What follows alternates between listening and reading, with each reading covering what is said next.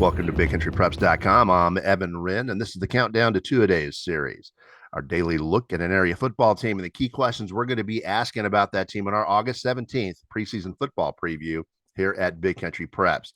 I'm with my partner, Dan Youngblood, via Zoom. And today, Dan, we've got a special edition. We're talking about all of the Abilene locals. We're talking about Abilene High, we're talking about Cooper, and we're talking about Wylie.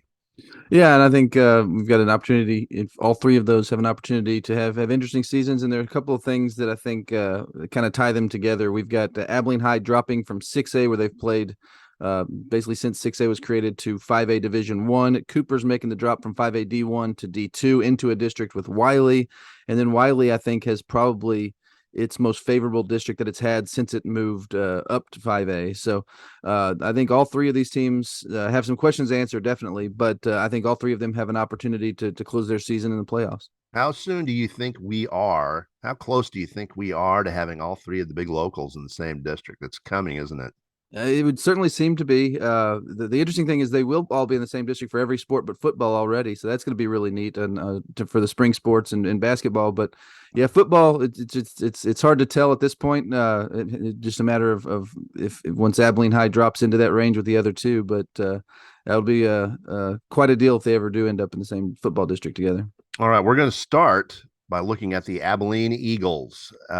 Dan, tell me about their move to 5A D1, a drop to 5A D1. What kind of an impact do you think that move is going to have? That's thing. It's interesting. I think it will have some impact, obviously, when you're talking about coming into a district where your numbers are on the high side as opposed to the low side. But honestly, the district they're in, I mean, they really didn't lose anything in terms of district strength. That is a very, very good district where you've got Amarillo, Tascosa, you've got Lubbock Cooper, which is making the move up from 5A D2, and that was a very good Lubbock Cooper program. You've got Amarillo High, which has been very good for a long time, and then you've got Lubbock Coronado as well. So when you're talking about Lubbock Monterey, which has been a consistent playoff team for years as being probably on the outside looking in of the playoff picture in this district, it tells you what kind of strength they've got in that league. So while I think that this will help them in the sense that their numbers will be, like I said, on the high side of their new district, as far as schedule strength, I'm not sure much changed. All right, now the Eagles have some skill production to replace this year, don't they? Yeah, definitely. Obviously, when you lose some of the guys they did, it's going to be an issue. They've lost a lot of talent at the quarterback position, at the running back position, the receiver position. The one good thing is they've got some kids that are going to be ready to fill some of those spots. I'll be interested to see what Coach Mike Fullen and his offensive staff do at the quarterback position. Right now, they're talking about Beckham Paul, kind of an athlete, the guy who played a lot of defense for him in the past, maybe taking the snaps, especially early in the season. But I will be interested to see kind of how that position I guess kind of evolves over the course of the season. The one thing that'll be good for him is they do have a very good running back. Antoine Rashall is back after rushing for 400 yards and 6 touchdowns last year. He didn't get as much playing time as he might have otherwise, just because, like I said, he was playing behind a really good back. But I think he's got an opportunity to kind of follow that line of really, really good and really strong Abilene High running backs. On paper, it looks as though defense may be a strength for the Eagles this year. Will they be good enough to buy those young, skilled people some time as we progress through the season? Yeah, and I think that's kind of the question. I mean, they got 7 starters back on defense. I think they expect that group to be the strength of the team, particularly early.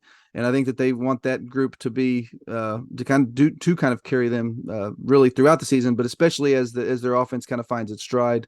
But they've got some guys that have done some really special things over the years. You look at senior safety Noah Hatcher; he's one of the top safeties in this region, and he's a guy that's back after having a big junior year, and he's been playing for him since he was a sophomore. And they've got several others that are guys that have just done a lot for them on the field. So I think that that defense has an opportunity to be very good, and I think that will be something that Coach Mike Fullen will be looking at to kind of lead the way early.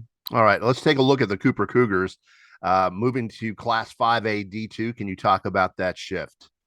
And that's another one. This is where I said where with Abilene High, I didn't think that the drop down impacted their schedule strength a whole lot. Abilene Cooper, I think, is in a much different situation in that Region 1, 5A D2 is kind of notoriously soft. I mean, if you get into the playoffs as a 1 or 2 seed in that region, you've got a chance to go a ways. I mean, that district that Wylie's been in has routinely sent 2 teams to the semifinals. I mean, it's if you get into the playoffs as a 1 or 2 seed, I mean, you've got a very good opportunity to make a run.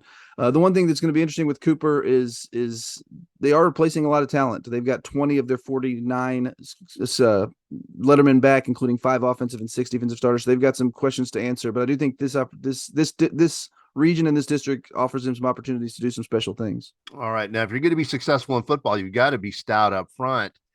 How effective will these rebuilt offensive and defensive lines be at Cooper? That's going to be a key question, isn't it? Yeah, certainly. I think that's the big question for them. They've lost some really good guys on that offensive line the last couple of years. Eli Cesares and Hagen Davila both will be playing for Hardin Simmons next year, or this coming season. So I think that will be a big position both on the offensive and defensive lines. You're going to see a bunch of guys. They've got some maturity there. I mean, they've got some senior guys that are going to be playing in those positions, but a lot of them aren't guys that have necessarily been mainstays on that offensive line. So I think the offensive line and defensive line depth will be kind of one of their bigger questions this year. Now, if the offensive line comes together and manages to gel, there's going to be some pretty respectable skill personnel behind that, isn't there? Yeah, and I think you're going to see an opportunity for some guys who got big time playing time last year to mature and grow this year. You look at quarterback Chris Warren in his first year as the starter, did a very respectable job, but I would expect him to be improved this year, just based on having that experience. And they've got some really dynamic guys. When you look at running back Mekhi Fly, he's a guy very, very quick. He has a chance to really build on the 400 yards and 6 touchdowns he had last year. So, and then the receiver position, Cameron Herron's a guy that had 600 yards, 9 touchdowns, really speedy. And they've got a lot of speed at those skill positions. And if they can get the push up front they need, I think that those skill guys have a chance to make their offense pretty explosive. All right, now we're going to jump over to the Wylie Bulldogs. Dan, they've got a new district, and you like their playoff chances in this new league, don't you? I do. I think when you look at the top of the league, Wichita Falls Rider, to me, even with Cooper in that district, looks like the clear favorite. They return a whole lot from a really strong team. I would put them as the favorite. And then in Cooper, and after Cooper and Wylie, I mean, that district is there's going to be a lot of opportunities for wins. You got Amarillo Paladuro, which has not traditionally been a super strong program, and then Plainview and Lubbock High, which are really kind of trying to build and kind of get out of some pretty tough times. So I think both Cooper and Wylie are looking at a really good opportunity, not only to make the playoffs, but to really fight maybe for that second spot. And like I said, in this region, if you get into the playoffs with a first or second seed, you've really got a chance to do something special. All right, now they have to find a new quarterback at Wylie, and they've got a lot of rushing yardage to replace. How is it looking on those fronts? Yeah, I mean, yeah, they've lost both of the guys that were kind of their mainstays in the backfield last year, and including their quarterback as well. But they do have a backup in KJ Long, who got a little bit of playing time last year. He's kind of the heir apparent, so I would expect him to kind of take over that position and be a big time leader for him. He's a senior who's kind of waited his turn, and I think he'll do a good job for him. And at the running back position, I think it's going to be a little bit exciting. They got a chance for junior Malachi Daniels, who got a little bit of playing time last year behind their main 2 guys. He's gonna get a chance to be made more of a featured back, and it'll be interesting to see what he can do in that role. But the one thing that is a plus for that offense is they return quite a bit of talent on the offensive line, which will be big for them. That's going to their line depth, maybe their biggest strength on the offense. And then at the receiver position, they've got a couple of big time weapons as well. When you talk about Harrison Heighton, a big 6'4" receiver, and then Braden Regala, who's a track guy, just a junior, really speedy. So they got some big time weapons in the receiving core. So maybe those guys will help KJ Long come along at that quarterback position and maybe take some pressure off the running backs. All right, now let's take a look at them defensively, Dan. They do have a lot of people to replace on that side of the football, don't they? Yeah, they do. I mean, they only returned 3 defensive starters, and that's not necessarily out of the ordinary for this program. They're always replacing a lot of starters. They play. It's all, just like it was with Hugh Sandifer under Coach Martin. It is primarily a senior led program, so it is a lot of seniors in those roles. But the one thing that's going to be interesting is that defense has been kind of the calling card with when Coach Martin was a DC, and really since he's taken over as a head coach with Brian Hill as his coordinator. Defense has been a strength of theirs, and I would expect the defense to come along pretty quickly, but it will have to do so with a lot of new faces. You're going to have a lot of guys who have not necessarily been in these roles before. So, I mean, they have enough returning lettermen in the 20. They have 31 returning lettermen. So a lot of these guys may have gotten some playing time as backups, but this will be really an opportunity for these guys to step into starting roles and be leaders. So I think a lot of their success on that side of the ball will just really rely on how quickly those guys do that. All right, and with that, it's about time to wrap up our countdown to two-a-days series, our final one of this series for this year, Wiley Cooper and Abilene. But before we do that, we want to remind you.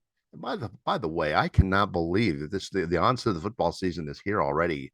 As of tomorrow, Dan and I will be out, uh, taking photos of teams all over the area in our annual photo tour. So we may run into you folks out there if you're going to be attending practices. Stop by and say hello.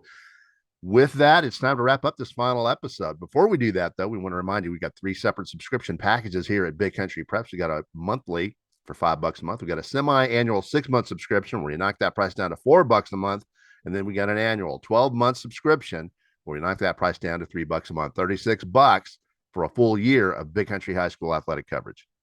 We would also like to remind you one more time before we close out this episode of our countdown series to be on the lookout once again for that August 17th preseason football preview. There will just be a ton of area and local football content. You will definitely not want to miss that. In the meantime, we appreciate you keeping up with our countdown to two-a-day series, and we encourage you to follow all of our coverage throughout the school year here at bigcountrypreps.com.